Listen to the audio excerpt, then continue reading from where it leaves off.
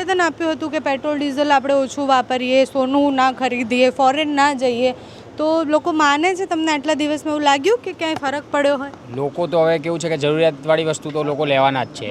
હવે પીએમ પોતે જ અત્યારે વિદેશ પ્રવાસ ઉપર 10 દિવસ જઈ રહ્યા છે અને એ લોકોને નિવેદન કરી રહ્યા છે કે આ ના કરો, પેલું ના કરો.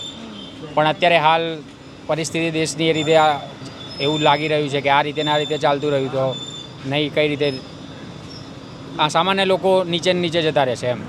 કેમ કે આવી રીતે જ વધારો થતો રહ્યો તો સામાન્ય લોકોને બહુ અગવડ પડી રહી છે. તમને શું લાગે સરકારે શું કરવું જોઈએ આમાં? કારણ કે આ તો વૈશ્વિક પરિસ્થિતિ અત્યારે એવી છે. ઘણા બધા એવા ઇન્ટરનેશનલ બી નિર્ણય છે જે સરકાર બોલી નથી શકતી, કોઈ દેશ સામે કહો કે ગમે તે સામે કહો, એમાં બી સરકારે થોડું પોતાનો પોઈન્ટ ઓફ વ્યૂ મૂકવો જોઈએ એમ. મોંઘવારી વધશે એવું કહે છે બધા, તો શું લાગે છે કે મિડલ ક્લાસ એના માટે પ્રિપેર છે? કારણ કે તેલનો ભાવ વધી રહ્યો છે, પેટ્રોલનો ભાવ, કે આ ગેસના બાટલાનો ભાવ બી તમે જોઈ શકો છો, કોમર્શિયલ બાટલાની હાલત અત્યારે કઈ રીતે કરી નાખ્યું છે. એટલે મોંઘવારી તો તમે જોઈ શકો છો આવી રીતે વધી છે. બહુ ખોટી પરિસ્થિતિ છે. હું તો કહું કે અત્યારે તો આપવો જોઈએ એક ચાન્સ, કોંગ્રેસને બી આપવો જોઈએ. હું બી એક કોંગ્રેસમાં છો? હું કાર્યકર્તા છું NSUIમાંથી. ખબર પડી ગઈ તમે આટલું બધું જે રીતના બોલ્યા ને, મેં કીધું આ પ્રોફેશનલ તો છે બોલવામાં. હા, એટલે કોંગ્રેસમાં છો તમે? હા, NSUIમાં છું, વિદ્યાર્થી સંગઠનમાં છું, કોલેજમાંથી પ્રેસિડન્ટ છું. NM તમે તો બહુ વિરોધ કર્યો હશે અત્યારે NSUI એ તો. ઘણા બધા અમે વિરોધ પ્રદર્શન બી કર્યા છે સરકાર સામે, ઘણા બધા મુદ્દા ઉઠાવે છે, યુનિવર્સિટી. આ પરિસ્થિતિ, હવે તમે કોંગ્રેસમાં છો એટલે તમને પૂછી લો કે એવું નથી કે પ્રધાનમંત્રી નરેન્દ્ર મોદી છે એટલે જ્યારે ઇન્દિરાબેન હતા ત્યારે એમને પણ કીધું છે કે સોનું ના ખરીદો. જે તે સમયે જ્યારે એ સત્તામાં હતા ત્યારે પણ ઘણી બધી આવી પરિસ્થિતિઓ આવી છે ને બધા લડ્યા જ છે. એટલે બરાબર છે, પણ હવે એનો એમના હાથમાં બી છે થોડું ઘણું, કે જેમ કે અત્યારે હાલ જે રીતે વધી રહ્યું છે, જે રીતે ભાવ ને બધું વધી રહ્યું છે, તો એમના હાથમાં બી છે થોડું ઘણું કે કંઈક આને કરી શકે કંઈક બધી રીતે. શું નામ કાકા તમારું? ભાનુભાઈ ઉર્ફે ભીખાભાઈ. અને ભીખાભાઈ, આ પેટ્રોલનો ભાવ વધેલો લાગ્યો તમને કે નહીં લાગ્યો? વધવાની વાત કરો છો, અત્યારે સરકાર જે ઓર્ડર કરશે એનો અમલ કરવો પડશે. સત્તા આગળ શાણપણ નકામ. બરાબર. હવે ગવર્મેન્ટની પોલિસી એવી છે, પબ્લિકના ભોગે બધું થાય છે, પબ્લિકની માટે નહીં. સરકાર જે કંઈ રેગ્યુલેશન કરે એ પબ્લિકને ધ્યાનમાં રાખતા નથી. પણ આમ બધા એવું કહે છે કે આ તો વૈશ્વિક પરિસ્થિતિ છે, બધા દેશને આની ઇફેક્ટ થઈ રહી છે. એ ખાલી સ્ટેટસ પૂરતું, હાલ પૂરતું છે પેટ્રોલનું, બરાબર. પણ અત્યારે આખી ઇકોનોમી અને સરકારનું સ્ટેટસ જોવો તો પબ્લિકને ધ્યાનમાં રાખી અને પબ્લિકને તકલીફ ના પડે એવી કોઈ પોલિસી નથી. આ પોલિટિક્સ છે. એટલે અત્યારે કિંગ છે, જે કરવું એ કરે, ઓર્ડર ટુ ઓબે. પબ્લિકને શું જોઈએ છે? આપણે નો democracy, on for the people, of the people, by the people, nothing. Paper ઉપર છે, તમારી આઝાદી કે કંઈ નથી. ફોરેનની અંદર કંઈ બી પ્રોબ્લેમ કે રેગ્યુલેશન આવે તો સરકાર સામે 5 થી 6 લાખ પબ્લિક જાય છે, રેગ્યુલેશન ડાઉન થાય. અહીંયા કોઈ નથી. આપણે સ્ટેટ એટલા બધા છે કે એ સ્ટેટમાં આપણું કોમ્યુનિકેશન નથી પબ્લિકનું, બરાબર. બધાના ધર્મ અલગ, પંથ અલગ. એ આપણું માઇન્ડનો ઉપયોગ કરે છે, એમને ધારે એ પ્રમાણે વર્ક કરે છે ગવર્મેન્ટ.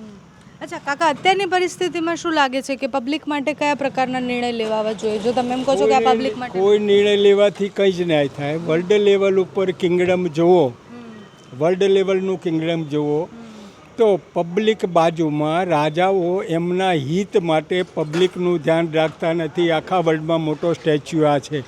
જ્યાં સુધી પબ્લિક બહાર નહીં આવે, પોતાના સેલ્ફમાં એ ધ્યાન નહીં રાખે, ત્યાં સુધી કિંગ કોઈ અમલ કરવાના નથી. આખા વર્લ્ડનો પ્રોબ્લેમ. અત્યારની સ્થિતિ જોતા શું લાગે છે કાકા કે મોંઘવારી ને એ બધા પર ઇકોનોમી જુઓ તો અત્યારે ઇકોનોમીમાં જૂનો કાળ હતો, સમજો જ્યારે કોંગ્રેસ હતી ત્યારે મનમોહનસિંહને જે મૂક્યા હતા એટલી બેસ્ટ વર્લ્ડ ઇકોનોમી હતી પબ્લિક માટે ઇકોનોમી. અત્યારે એમાંનું એકય સ્ટેટ નથી. ફક્ત સ્ટેટમેન્ટ આવે વિકાસના. વિકાસ થયો કે નહીં એ વસ્તુ જુદી છે. જેને ખબર પડે એને ખબર પડે વિકાસ થયો કે શું થયું. ખાલી સ્ટેટમેન્ટ અને સાયકોલોજી સ્ટેટમેન્ટ પબ્લિક માટે.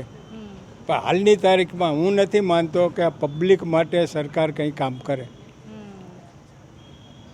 પ્રધાનમંત્રીનું નિવેદન આવ્યું હતું જે તે સમયે પેટ્રોલનો ભાવ વધ્યો એના થોડા ટાઈમ પહેલાં જ કે આપણે પેટ્રોલ ડીઝલ અત્યારે બચાવવાની જરૂર છે, સંકટ આવે તો આપણે પહેલેથી પ્રિપેર હોવા જોઈએ એના માટે, સોનું નથી ખરીદવાનું. દેશના લોકોએ અમલ કરે એવું લાગે, કારણ કે નેતાઓએ તો બીજા દિવસથી અમલ કરવાની શરૂઆત કરી અને બધું જોયું આપણે લોકો મને એમાં જિયાઓ રાજાઓ બધા સાયકલ લઈને ફરે છે, ખાલી આ સ્ટેટસ બતાવે છે, સાયકલ ઉપર બધે ફરે.